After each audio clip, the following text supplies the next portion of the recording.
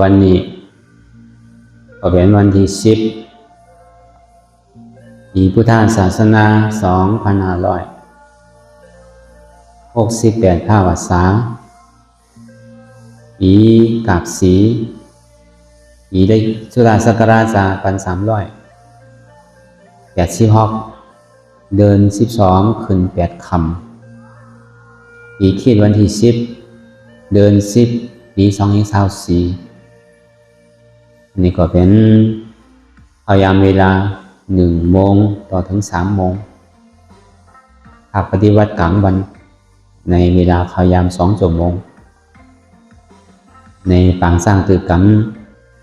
นาตาวิปัสสนากรรมฐานออกคำทน12ที่วัดอนัตตาวิปัสสนากรรมฐานน้องเขียววันดอมลอยสะทงเองแต่เรียกนี่ก็เขาที่ได้มาบรรยายธรรมะเปิดการปฏิบัติเปิดการป้อนทุกขะอ่อนตังนี้ก็คือเขานั่งขาไก่กุดขาขวาทับต่างขาซ้ายก่อนได้ไม่ใช่ก็ขาซ้ายทับต่างขาขวาก่อนได้ประโยชน์นี้ก็ไปตัวเขาสื่ออย่าพิเขียงนาอย่าพิยานนาประโยชน์นี้ก็คือเขารับหูเนื้อเปิดหูยานปัญญารับตาเนื้อเปิดตายานปัญญา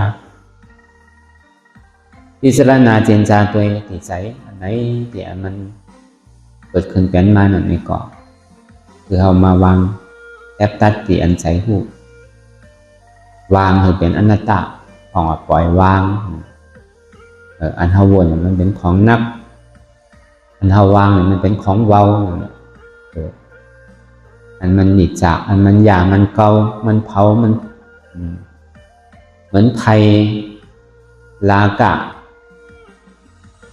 ไพโทสะไพโมหะไพโลภะไพมานะเต็กที่นั่นมันเผาอยู่ถึงวันเผาอยู่ถึงปาดเผาอยู่ถึงเดินเผาถึงปีเผาหูปีหลายจาดหลายปานอันนี้ลีโกเลอเซฟไพทั้งเสียงไอ้ที่เดชาเนี่ยลีโกเลอเกินอันเผาควันนั่นก็เผายาวกว่าสุดก็ยาวไปอันตายนั่นเผาเนี่ยมันลีโกควันมันยั่วลงไพเผาเถินเผาปลาก็ย้ำลีโกไพไม่หอไม่เฮินก็ย้ำลีโกไพไม่วานไม่เมืองนี่ก็ย้ำลีโกอันลีโกหนาเลือกเกินนั่นไพกิเลสาเนี่ยมันเผาเอาถึงวันถึงคืนมันห่อนมันใหม่มันเผาอยู่วันนั้นอันเอามาจางตือกรรมตลาดหน้าตานั่นนี่ก็เปิดเข้าไข่คือไข่กิเลสานั่นน่ะวอดไปพอมันย้ำไปวอดเนี่ยมันที่จอมเผาไปกูจับกูภาวะอันนี้ก็ไพ่เมียวนี่พอหอมรับเนี่ยมันบอดไพ่อันนี้มันดูไม่เทินไม่ป่าไม่วันไม่คงไม่เมืองฉะนั้นมันยังหมอบอดวะแล้วก็กะไพ่อันนี้มันเผาไพ่กิเลสาเนี่ยมันจอมเผาอยู่ที่ติ้งพอหอมบอดมันหนิมันใดแบบมันดึงเผาอยู่24 ชั่วโมงเพราะฉะนั้นการเตียนเขามาจ้างมาปฏิบัติธรรมนี่ก่อนก็เปิดเข้าไข่ฮือไอ้กิเลสานั่นน่ะบอดแปดก็เปิดต้นเหตุที่แค่ถ้าเขาเกิดเผาเป็นตายนี่ก็เปิดไพ่กิเลสาอ่อนเขาเกิดเผาเป็นตายก็เปิดความอยากอะไรไข่เป็นอันตีความอยากอะไรไข่เป็นนั้นมันเป็นไพ่เพราะฉะนั้นพอเขารับเงาใครเตียนมันดุอะไรอย่างนี้ก็มันก็ที่รับที่บวชเพราะว่ามันรับมันบวชไปเอาก่อนมันจะที่กัดเย็นมันใจกัดเย็นตัวเก็บตัวข้าวมันใส่มันที่จะกัดเย็นในจาดนี้ตั้งจาดนาของสันที่กัดเย็นทั้งเดี๋ยวเพราะฉะนั้นเอาเกาะถุงที่คัดใจเลยคือมันก็เย็นไหลหรือแหละมันลุกขึ้นมาอะไรเนี่ยเปิดก่อนมาโซนนั่นน่ะ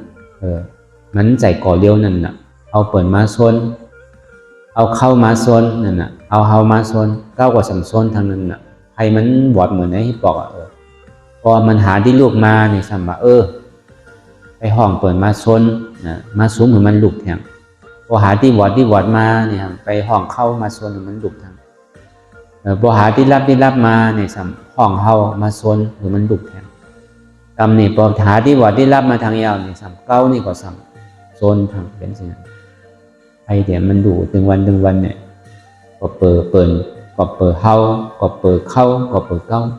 ตีเตเปิดก็อยู่โซนเปิดเข้านั่นก็ไปอยู่โซนเข้านี่ก็อยู่โซนเข้าแล้วก็กะเข้าหาดอกลายตาที่เอาเปิดมาสุกสักตาที่เอาเข้ามาสุกสักตาที่เอาเข้ามาสุกสักถึงที่สุดมาสำเอาเก้ามาสุกสักทั้งเพราะฉะนั้นเป้าหมายของอันเท่าเป็นเจ้าพุทธศาสนานั้นอันจะเนี่ยที่แล้วออกเสียงดินแล้วมาส่วนถึงผลลัพธ์เพราะฉะนั้นพอเอาปัญญาเอาพิจารณาตัวเองนี่ก่อนลองเดี๋ยวมันให้เราใจมันดีให้เรามีใจไข่ไล่ให้เราใจลำใจกรรมให้เรามีที่มานั่นก็เปิดหันเปิดก็เปิดหันเข้าก็เปิดหันเฮาก็เปิดหันเก้าน่ะเพราะฉะนั้นพอมีเปิดมีเข้ามีเก้ามีเฮาก่อขันไล่เหมือนใจกรรมก็ใจดีกรรมก็ใจให้มันเหมือนมอเหล็กกากนั่นน่ะพอมันอยู่จองกันก็ต่อยกันได้ที่กะพอมอก็มันมีกากก็มันมีก็มันก็มันจังต่อยกันพอเอางาออกอย่างก่อมันมีงาพอนำมันออกก่อเอาช่างออกอะไรก่อนดีอันนี้ฟองว่าอันเฮามาจ้างตื่นกรรมตารางนั่นก็เขาเอาเต็กที่ตังหันเฮานั่นอันนี้เป็นคออันลำลองเตะลองตังหันในเฮาดึงนั่นลองอันปลายใส่เฮาที่มันไปหันพิษหันเปิงเลยเนี่ยอันนั้นเอาเลยก็ออกเพราะฉะนั้นตาที่ก็ออกนั่นที่เอาชอบก็ออกก็ไม่ได้ที่เอาตัวก็ออกก็ไม่ได้ที่เลยเอาปัญญาของพระพุทธเจ้าปัญญาสมาธิที่สมาสังกัปปะเนี่ยที่ได้เปิดอิงสองอันนี่แหละที่เอาออกเลยก็เปิดอันมันโซนมันสูงเหมือนนั้นก็เปิดมิจฉาที่แหละมิจฉาสังกัปปะอันนี้มันโซนอยู่ทั้งวันลองตั้งอันคือเขาเข้าใจผิดลองตั้งตีคือเขาเจนจาพิจารณาผิดนั่นมันตึงมาเอา24 ชั่วโมงมันนึงปั่นแหงเขาอยู่ตลอดเวลาจึงที่ว่าก่อนเลี้ยงอัตตามานะเมเลี้ยงปลาล้อผ้าว่ะอันนี้มันจอมเป็นเจ้าเป็นจอมเฮาที่เดียวเขาก็สั่นเป็นคามันอยู่กูวันกูเดินกูปีกูภาวะจอมใจมันว่าเพราะฉะนั้นหนังหือแหล่ใครมันติ้มลูกทางนั้นนี่ก็เขาก็ต้องคัดใจอย่าไปคือมาใส่มันทางอย่าไปโซนมันทางนั้นน่ะเหมือนไพ่นั่นน่ะพอมันที่วอดพอเขาโซนมันสำลูกแทงพอหอมโซนนี่ก็มันก็วอดนั่นน่ะโหมมาก็หางแหงนั่นน่ะ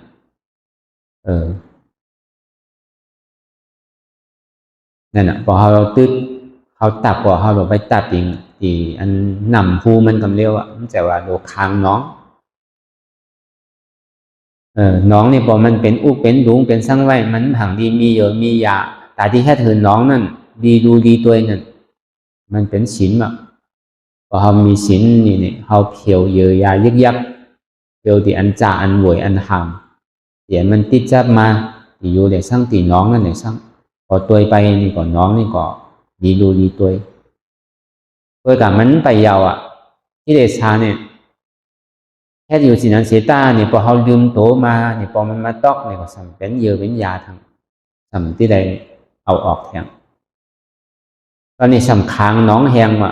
พอน้องแหงเนี่ยมันได้ดีเยอะเนี่ยพอค้างน้องแหงเนี่ยทางว่ามันที่ห้ามผมห้ามน้องนั่นพอขวัญมาเนี่ยสั่งแต้มเหมือนเก่าน้องนั่นก่อนเฮ็ดซื้อแต่มันที่แหงนั่นน่ะอันค้างน้องแหงเนี่ยเป็นสมาธิมันเป็นเฮ็ดสมาธิขึ้นไปเป็นพรอมรูป้าขึ้นไปถึงตีนี้สัญญายตนาจังนั้นอายุสูงสุดมีอยู่84,000 แห่งกัมพานะ64,000 แห่งกัมพา40,000 แห่งกัมพาอันสูงสุดนี่84,000 แห่งกัมพานะมันเหมือนหนังคางน้องแหงน้องสำหามคางแหงก่อนพอสั่ง để mình ham có bờ khuมันยังไปตืดไรตัวนึงน่ะพอขวัญมาแห้งๆเนี่ยก่อนนำสัมที่ขึ้นมาเต็มน้องขึ้นอ่ะทำขึ้นใหญ่หรือเก่าทำอ่ะเพราะฉะนั้นในการสร้างปฏิวัติวิปัสสนานั่นก็เอาไปตืดหูนำนำนี่มันดุที่ไหนมาให้สร้างแหล่มันน้องนี่สัมเต็มเอาไปหาหูมันอ่ะพอหาหูมันหาอย่างนี้ก็ปีกหูมันแปดเพราะว่าปีกหูมันแปดเดียวนี่ก็มันจังมากว่าน้องนั่นก็เป็นน้องห้ามแปดก็นำมาก็ผมมาก็หางแหงอ่ะจังหวะอันได้อันเท่าไหร่มาแพทย์จ้างตือกรรมตรานั่นเอาไปปิดหูนำเป็นได้ปีกหูนำเพราะฉะนั้นนี่ก็อันไหนที่อันมันพูดบอกเกิดขึ้นเป็นมานั่นนี่ก็พี่คือเขาหลงดึงคือเอาหมอปล่อยหมอผ่าหมอวางอย่าพี่เอาหล่องนักมาไว้ในออกในใสอย่าพี่ต้อของเขามาตั้งในเฮินเขานี่มันเปรียบเสมือนหนังมีเฮินหาหลัง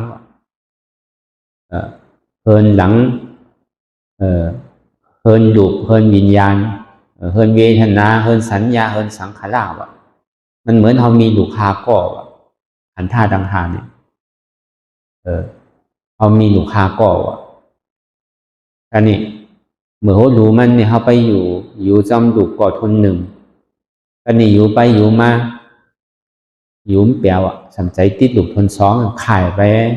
ปอยู่จำลูกทนสองอันนี้อยู่ไปอยู่มาเนี่ยสำคุกใจไรลูกทนสาม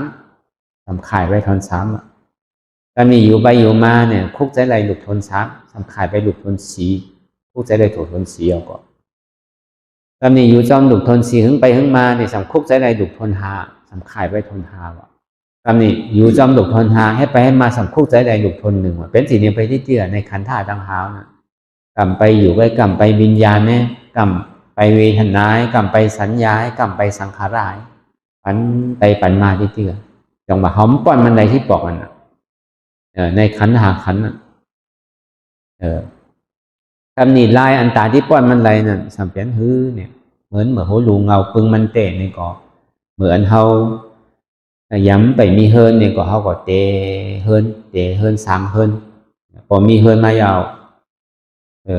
อันไหนมันมีสื่อมาใส่อันไหนมันห่างมีสื่อมาใส่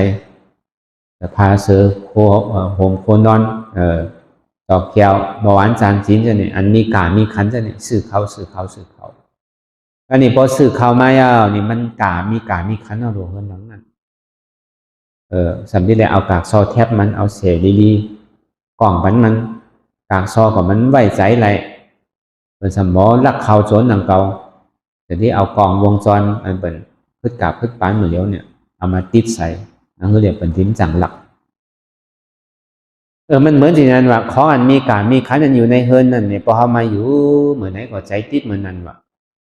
เหมือนเขามาอยู่ดีบัดมาเลยมาจังภาวนานั่นเขาดังเสียนวันนั้นเฮือนเอาเป็นซื้อเป็นที่ตัวเป็นที่ป้าด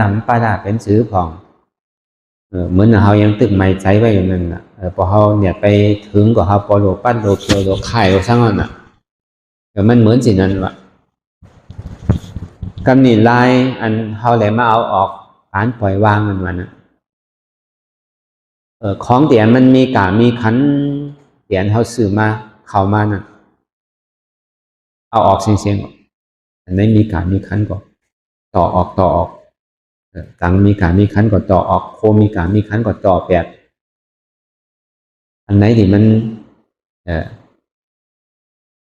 มีหลักคาลีมีขันที่อันไหนที่อันเท่าใจติดใจจับหรือเปล่าก็ต่อออกเสียงต่อถึงเฮินหลังนั่นน่ะมีช่างอ่ะตีนอนก็ไม่มีตีนั่งก็ไม่มีก็ตาที่กินน้ำก็ไม่มีพอเป็นสิ่งนั้นนี่ก็พัดตูก็เปิดไว้ตั้งเสียงเปิดไว้ตั้งห้องหูพัดตูพอเปิดไว้ตั้งห้องหูยาวเนี่ยมันไขมาสื่อมันกลัวน่ะโจรเนี่ยมันจังมาโจรช่างเอามันเป็นเฮินฮามแปดอ่ะมาโจรช่างก็มันจังไรทั้งอันมีขันอันจังขายเนี่ยเอาออกบ่ได้หรอกพัดตูมันมีนี่ก็ออกม้วนเอาอ่ะมันมีช่างอ่ะมีพัดตูกว่ามันมีพัดตูปองมีปองกว่ามันมีพัดตูอ่ะมีพัดตูกว่าพัดตูก็ออกอ่ะ มันเหมือนที่ศาลาเขาเฮ็ดอยู่มันเดียวนั่นน่ะมีประตูมีเอ่อมีประตูกรองมีประตูโลงันน่ะเหมือนหนังเกินหามเกินหาง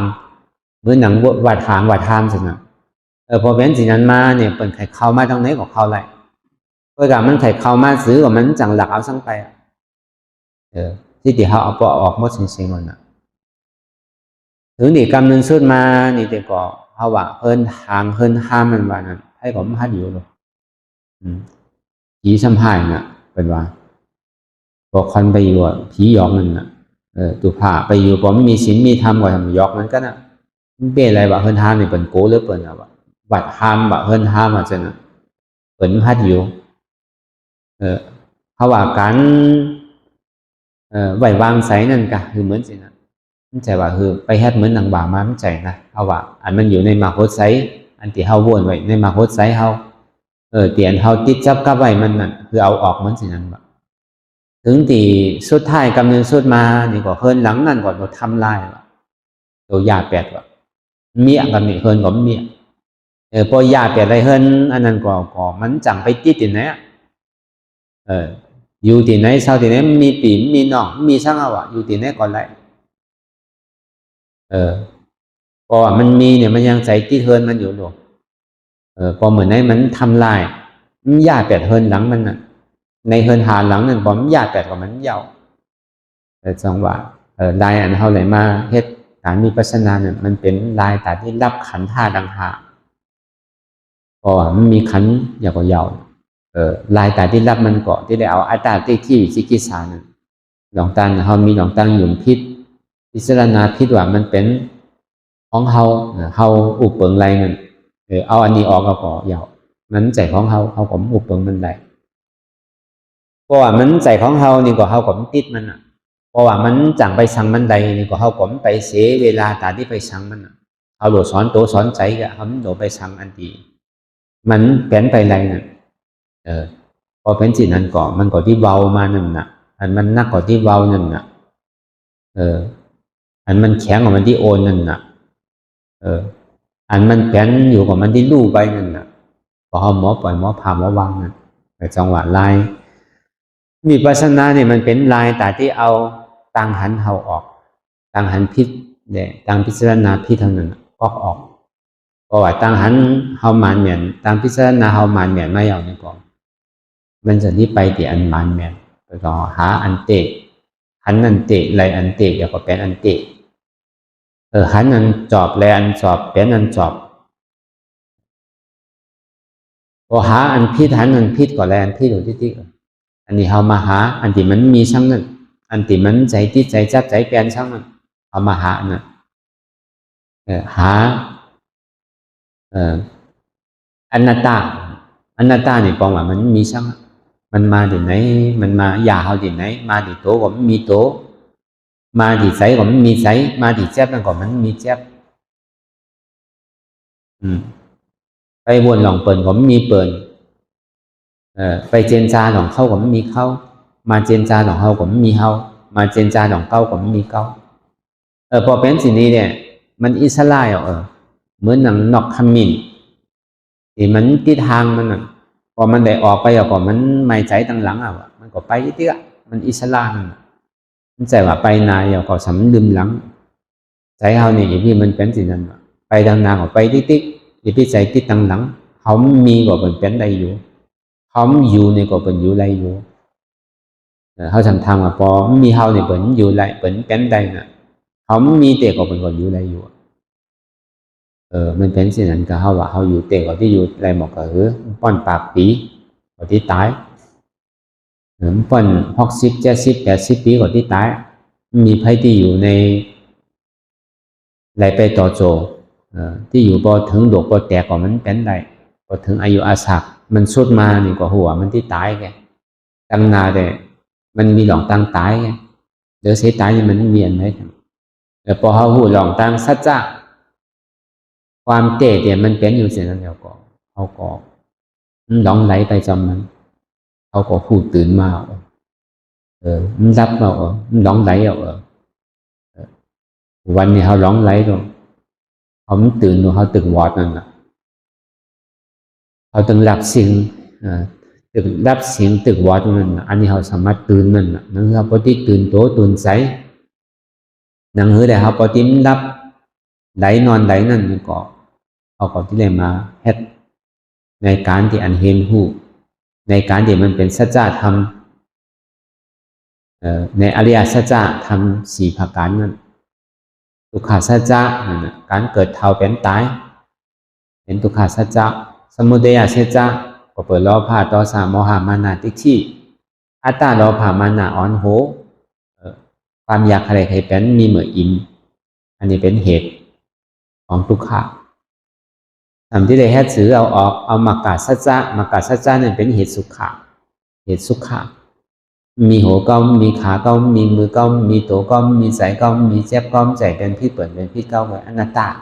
สมาธิที่หันมันมาอันจืดใจสมาสังกัปปะว่ามู่เปิงพองำใดดูเป็นอนัตตาอันนี้ห้องว่าเป็นมากาสัจจะมากาสัจจะนี่เป็นเหตุของสุขะก็นี่เพราะว่าเหตุทุกขามันรับสุดเสียงไปยาวอัตตาดิที่รับไปยาววิจิกิจฉารับไปยาวก่อนกิเลสานั่นรับเสียงไปยาวนี่ก่อนทุกขาสัจจานั่นก่อนมันก่อนรับไปพอมันรับไปเอาเข้าไปเป็นที่นิโรธาสัจจะนิโรธาสัจจะเนี่ยเป็นสร้างเป็นผลอโศของสุขะของวันนิพพานนิพพานเนี่ยมันเกิดมันเท่ามันเป็นตายของว่านิจจาสันติสุขะอมตะธาตุอันนี้เมื่อคนที่ตายเนี่ยสร้างเจ้าสังขารยานเข้าตายเนี่ยสร้างจะเนี่ยพระพุทธเจ้าเมื่อที่เอาปรินิพพานนั่นเนี่ยสร้างเนี่ยเพราะว่าเขาไปปังสกุลเนี่ยเป็นไตรวาลอันนี้จะวัฏสังขาราอุปาตวายธรรมิโนอุปจิตานิรุสันติเตสังอุปสัมโมสุโข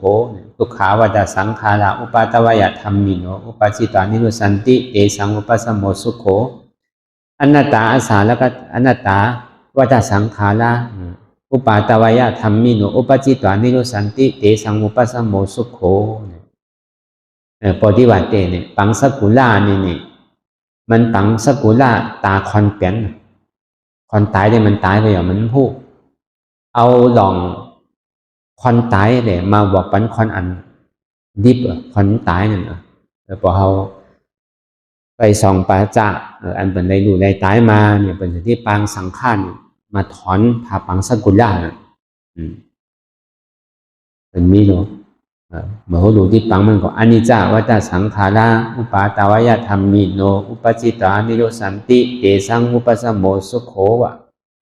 แต่พอเป๋เป็นความกรรมเขาเด็กๆก็อนิจจาวัฏสังขาราวะสังขารนี่ว่ามันเต็งวะอนิจจาวะวัฏสังขาราเนี่ยวะก็แปลว่ามันมีวัฏเนี่ยสังขารวัฏสองสารนี่ว่ามันเต็งวะ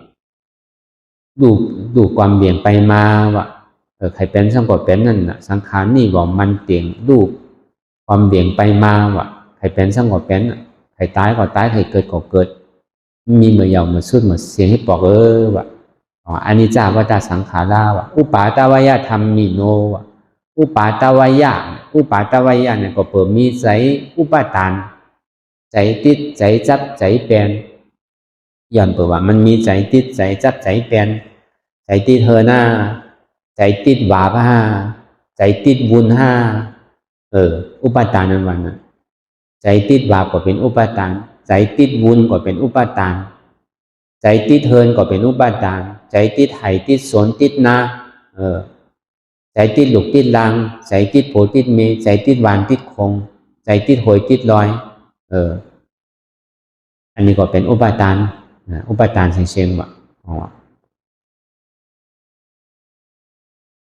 วายธรรมเนี่ยวายธรรมมิโนเนี่ยเพราะว่าไพ่หูจักธรรมยาวนี่เนี่ยวายธรรมมิโนน่ะธรรมหมดหวังว่าสร้างเป็นอนัตตาอย่าปีมีหลองทางใจติดใจจับใจแปลนสร้างใจติดเฮินมีเฮินใจติดหอมมีหอใจติดหวานมีหวานใจติดหลุมมีหลุมใจติดหลานมันมีหลานใจติดไหติดสนติดนาใจติดหวานติดเมืองใจติดเงินคำใจติดก่อนอีกก่อนนะมีธรรมะอุปจิตานิโรสันติเนี่ยเพราะว่ามันมีหลองตั้งใจติดใจจับใจแปลนยาวนี่ก็หลองตั้งใจติดใจจับใจแปลนมันมีนี่ก็ตัณหาเนี่ยมันที่รับแบบ อันเฮาติดจับกับไว้จังนั้นอุปสันอุปจิตวานิโรสันตินะอุปสันติโรสันตินี่ปองว่าพอเอาทำเข้าไปผู้หันสภาวะเตียมันเป็นเตี้ยวนี่ก็ลองตั้งตัณหาใจที่ใจแซบใจเปลี่ยนนี่ก็มันก็ที่สุดไปนะมันที่ตอกไปนะเอสังอุปสมโมสุขโขอ่ะพอมันสุดไปยาวนี่ก็มันก็ไปเข้าอยู่ตีสันติสุขะห้องว่าอมตะธาตุห้องว่าเป็นนิพพานอันนี้ขออนิจจวัฏสังขาระอุปาตวยธรรมิโนอุปจิตานิโรสันติเตสังอุปสมโมสุขโขน่ะทุกขาวัฏสังขาระอุปาตวยธรรมิโนอุปจิตานิโรสันติเตสังอุปสมโมสุขโขวะทุกขาวัฏสังขาระว่าอันเฮาเลยเกิดตายเป็นดูให้เป็นสังก่อเป็นให้เกิดเป็นสังก่อเป็นมีเหมือยาวเหมือสุดเหมือเสียงมันเต็งตายเอาเกิดเอาตายมีเหมือซ้ำมีเหมือสุดมีเหมือเสียงเพราะว่ามันเป็นสิ่งนี้เนี่ยมันถึงที่เป็นทุกข้าวอ่ะพออย่างที่ใดมีหลองตั้งเกิดเท่าเป็นตายเอาจริงๆเนี่ยมันเป็นทุกข้าวเลยนี่วะพอเปิดสั่งเนี่ยก็เปิดอุปาทานใจจับใจจอยใจอันไหนก็ใจจับอันไหนก็ทุกข้านั่นวะพอเอาหลองตั้งใจจับออกไปได้ก่อนทุกข้านี่มันที่สุดวะพอทุกข้าสุดเสียงไปแล้วนี่ก็ออกมาสันติสุขะนิพพานน่ะมันที่เกิดขึ้นมาวะอันนี้เป็นข้อที่สองอนัตตาวัฏสังขาระอุปาตวยธรรมิโนอุปจิตวานิโรสันติเตสังอุปสมโมสุขโขวะอนัตตาวัฏสังขาระวะอนัตตาวันน่ะมันใจตัวตนของเขาวะพอเปิดมันเกิดตายเขาก็อุปเปิงมันได้ตายเขาก็เกิดมันใจว่าเขาที่ตายเขาที่ไปเหลือเกิดได้วะเขาที่ตายเมืองคอนนี่อิมที่ไปอยู่เมืองสวรรค์พุ่นมันหวังได้วะเมืองคอนนี่อิมที่ไปอยู่เมืองพอมพุ่นมีผัวมีเมียนี่ก็อิมที่ไปอยู่เมืองพอมพุ่นเมืองพอมนี่มันมีผัวมีเมียวะอันนี้ก็มันจังหวะได้วะใครไปเมืองนี่ป้าเนี่ยก็มันแข็งหวางได้วะนั่นมันใจว่าเมียวที่เปลี่ยนไปไรวะอนัตตาวันพอใส่ตังเหนือลงตังไตวะมันอุปเปิงพองงำได้ให้อันวะห้องอนัตตาวัฏสังขาระอุปาตวยธรรมิโนก็เปิดสินั้นนี่แหละเขาอย่าพิมีหลองตั้งใส่ติดใส่จับใส่เปลี่ยนใจติดเทินก็เป็นอนัตตามันใจเทินเฮาเตะใจติดลูกก็เป็นอนัตตามันใจลูกเฮาเตะใจติดโผติดเมนี่ก็มันเป็นอนัตตามันใจโผเฮามีเฮามันเป็นสมมุติมันเป็นบัญญัติมันเป็นสมมุติไงที่ว่าเป็นของเฮาเฮินนั่นก็ไปตัวก็ไปสอบตัวหมดก็มีหนอกก็มีตอกแก่ก็มีจอกเฮินก็มีมันก็ว่ามันเป็นเฮินมันนั่นจอกเฮินก็ว่าเป็นเฮินเก้าก็กังขำมาห้องอันตอกแก่นี่ก็มันก็ว่าเป็นเฮินมันว่านั่นเฮาก็สมัครเป็นเฮินเฮาก็มาตัวดีๆบอดก็มีบอดก็ว่าเป็นเฮินมันดอกก็ว่าเป็นเฮินมันอันนี้ปองว่ามันใจเฮินเก้าเป็นอนัตตา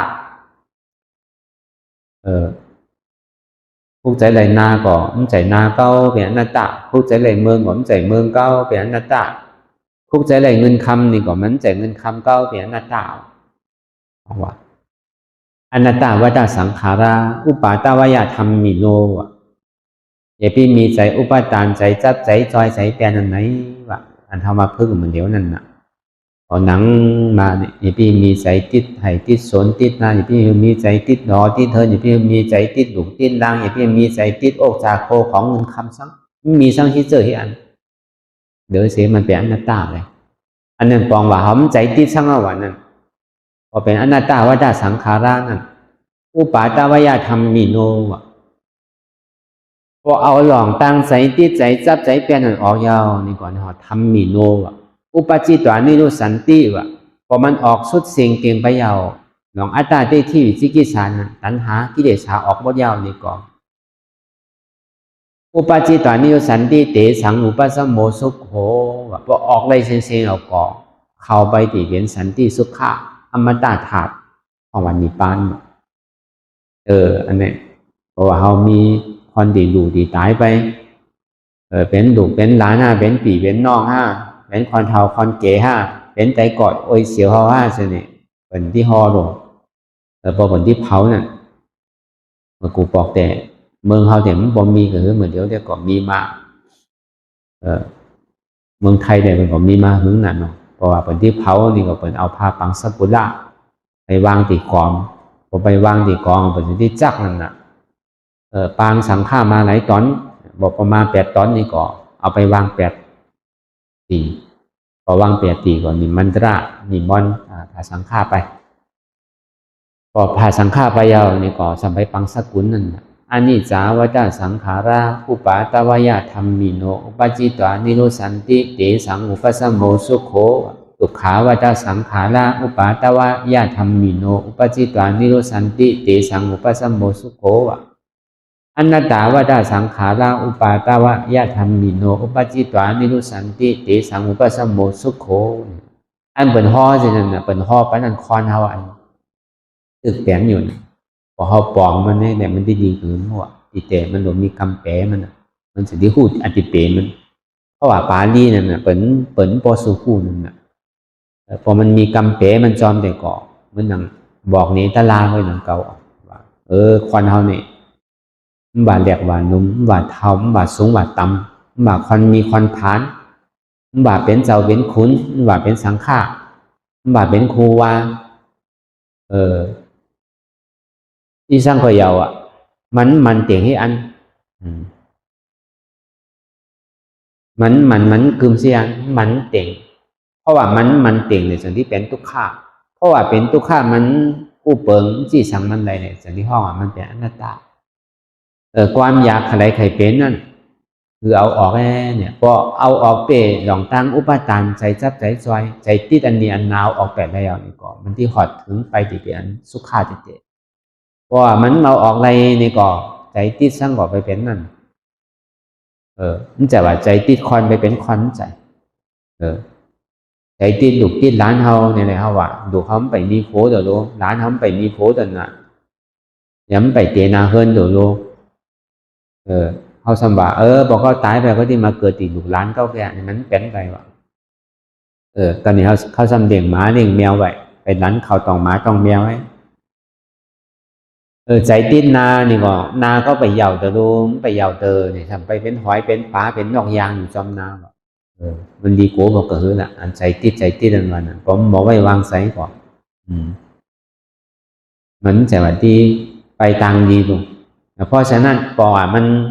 วางความใจติดใจจับใจเปลี่ยนมันเป็นของว่าอันใจติดใจจับใจเปลี่ยนเนี่ยมันเป็นอุปทานก็เปิดอุปทานเนี่ยมันดุติดไหนมาเนี่ยดุติดตัณหาวะเพราะว่ามีตัณหาเนี่ยจะมีอุปทานใจจับพอคาตัณหาออกได้เอานี่ก็ตั้งใจจับนั่นน่ะมันมีหรอมันดุติดความไข่ไรไข่ยักไข่หันไข่เปลี่ยนเท่านั้นน่ะตัณหานั่นน่ะพอเอาตัณหาออกยาวนี่ก็อุปทานอันใจจับใจซอยนี่ก็มันมีแต่ที่เอาตัณหาออกน่ะสัมที่เอาทำมันแล้วออกเอาอนัตตาเอาทั้งนั้นน่ะมันจะที่เปรอะไรตัณหาเพราะว่ามันยังตึกอะไรยังตึกใจจับใจเปลี่ยนยังตึกใจติดใจหอยอยู่น่ะจังคาอะไรตัณหาอันมันมีหลงตั้งใจติดใจจับใจเปลี่ยนน่ะมันจะที่เปรอะไรตัณหาสองว่าขอความมันห้องว่าอนัตตาอันมันน่ะมันมีใจที่ใจจับใจเปลี่ยนซ้ำปล่อยพาว่างอะไรอยู่เฉยๆอันนี้อันเท่ามาพึ่งนี่ก็มันเป็นตาที่ตับหูนำหือแหล่งนำมันดิ้มมาแห่งตาที่รับภัยที่เดชะเฮียงหาปากน่ะอันนี้มันเป็นลายมันน่ะเพราะฉะนั้นอันเท่ามาหนังจังปฏิวัติภาวนานั่นนี่ก็อันเจ็บอันก่อนอันคืนที่มันพูดบอกเกิดขึ้นมาที่โตเท่านั้นนี่ก็โดยเขาไปอยู่ดีพอมันเจ็บมันก่อนมันคืนมานี่ก็อันเจ็บอันก่อนอันคืนเนี่ยเป็นทุกขาสัจจะพอเปิดสร้างเนี่ยมันเจ็บก็เปิดว่ามีหัวมีขามีมือมีโตก็เปิดทางคิดว่ามีหัวเก้าขาเก้ามือเก้าโตเก้าใจเก้าเจ็บเก้าสมุทัยสัจจะเนี่ยทุกขาสัจจะเนี่ยมันเหตุการณ์คนเดียวที่ได้เหตุสื่อที่ได้เอาออกเอาหัวเอาขาเอามือเอาโตเอาใจเอาเจ็บออก ผมมีหัวก็ยาวมีเจ็บมีขาก็มีเจ็บต้องว่าพอมันมาที่ตัวเฮานี่ก็มันมีตัวเป็นอนัตตามาที่ขาก็มีขาเป็นอนัตตามาที่ตองก็มีตองเป็นอนัตตามาที่ใจก็มีใจเป็นอนัตตามาที่เจ็บนั่นก็เจ็บนี่ก็มันมีเป็นอนัตตาพอเป็นสิ่งนี้เราก็มันที่เอาไหนมาเจ็บเอาล่ะมันมีผมมีเก้าผมมีเจ็บก็มันมีเก้าไปได้ง่ายๆแล้วเสียนมันมีเก้าเนี่ยมันจะนี้มีเจ็บนั่นน่ะเป็นเจ็บเก้าเป็นเก้าเจ็บนั่นน่ะเป็นใจเก้าที่ขาดอ่ะใจนี่เป็นเก้าเก้านี่เป็นใจเป็นสิ่งนี้ที่แค่สิ่งนี้ที่น่ะพอเอานี่ออกแล้วก็มันมีสั่งแล้วน่ะปฏิวัติตัวก็มันมีใจก็มันมีเจ็บนั่นก็มันมีมันเป็นอนัตตาจังหวะเราปอปองแสดงใจว่าอนัตตาอันวันน่ะมันดึกอ่ะพอเขาปองใจเขาก่อยๆเจนชาตัวอย่างดีก่อยๆวางไปเป็นอันอันนี้มันมาอยากมาเกาเขาอันนี้มันเผาเขาใหม่เลือเปิดนั่นก็โดยมันดีๆเดี๋ยวเอาออกผมเมาออกเนี่ยมันเย็นได้บุญภัยอันไหนที่มันแห้งก็ตื่นออกที่ปวดมันที่แค่เดือดเขาเสียเขาไม่ตื่นออกที่ภัยมันที่เผาเขาอันตังหันเขาน่ะตามฉันที่ทำพิษไปทางอันเขาต่างขาเนี่ยมันเจ็บหนูเอาวางให้เลยมันก็สันนิษฐานพิจารณาใจมันเกี่ยวหลองอันขานี่มันเกี่ยวหลองอันใจเขานั่นน่ะอันไหนที่มันมาหนีจากมันมาอยากมันมาเผาเขานั่นก็เขาถอดถอนอย่าไปเอาดองก่อนนั้นมาวนอย่าไปเอาดองอันนั้นมาวนเอาแปดให้มันมีวนว่ามันมีช่างนั่นมันเป็นเหตุที่คือเขาเป็นทุกข์ข้างของเขาอย่าไปเอาเหตุอันนั้นมาวนอย่าไปเอาเหตุนั้นมาเป็นทุกข์ข้างคือวางเหตุมันใจว่าคือวางผลกิเลสเนี่ยมันใจว่ามีที่ขาที่มือที่ช่างเนี่ยพอเอาวางอย่างมันที่หายมันหายมันมีเดียนเท่าอยู่หมามันมีอยู่หมามันมีขามีมือมีโตนั่นอันนี้ก็มันมาซื้อก็อย่างคือเขาหมอผ่าหมอวางมันได้มาดีโตก็คือส่วนโตมาดีใจคือส่วนใจมาดีเจ็บก็คือส่วนเจ็บไปหาตังพิษเบอร์อยู่นี่ก็ดูหันตังพิษเจ้าเก่าน้ำเมื่อเขาทอมน้ำลายขึ้นต้องฟ้ามันตอกใส่นาเขาขึ้นนั่นเหมือนเขาหยับฐานอยู่ในมือเขานั่นพอเขาที่วืดที่ซึงเบิ่นเขาพอเจ็บอันตังเอาไว้ใช้อย่างนั้นเพราะฉะนั้นนี่ก็อันนี้ก็คือเขาวนพิจารณาไปในตัวในใจเขาน้ำวนยาวๆพิจารณายาวๆขยันหึงอย่าพิว่าไวอย่าพิว่าเทิง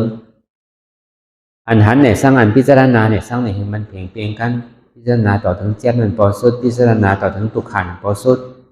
ถ้าต่อถึงอัตตานั่นพอตัวพูดขาดไปอันไหนที่มันพูดบอกเกิดขึ้นเปลี่ยนมานั่นนี่ก็เราหมอวางเป็นอนัตตาไหนโกลนาเลยเซลนาเลยนาแล้วนาเลยโกลมาชิวไปสโลมาชิวสีข้อลมาชิวอินสโลมาชิวนาแล้วทุกขาเลยอาจองทุกขาสโลกองเราชีเลยโกเราชีเลยไปเราชีเลยสีข้อเราชีเลยเซเราชีเลยนาเราชีเลยที่อารมณ์มาเราอาจองทุกขาอาจองทุกขาสโลขณะนาเลยขณะปูเลยขณะเลยขณะจินเลย